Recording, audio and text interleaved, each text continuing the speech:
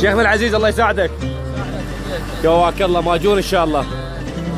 هاي الهمه مالت الشباب، اول مره صارت عندهم هاي الهمه لو من قبل عندهم هاي الهمه؟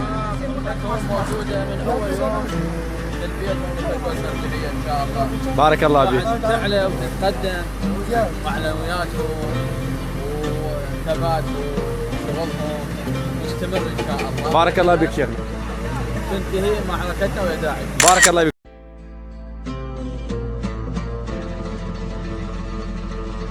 نستذكر معهم من اقتدوا بهم في هذا الزمان من إخواننا المقاتلين في الجبهات الذين استرخصوا دماءهم في الدفاع عن الأرض والعرض والمقدسات، فأثبتوا أنهم بحق أنصار الإمام الحسين عليه السلام.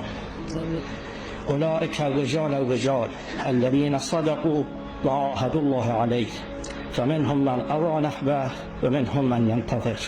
ينبغي أن نذكرهم وندعو لهم بالحفظ والثبات والنصر، ونتذكر شهداءهم ونستغفر لهم ونترحم عليهم ونزور عنهم ونتفقد جرحاهم وعوائد الشهداء ونرعاهم حسب الإمكان. إن حقوقهم علينا عظيمة، ولا أظن أن بإمكاننا مهما عملنا أن نفي لهم بها. جزاهم الله عن الإسلام وعن نبيه وعن أهل بيت نبيه عليهم السلام أحسن الجزاء.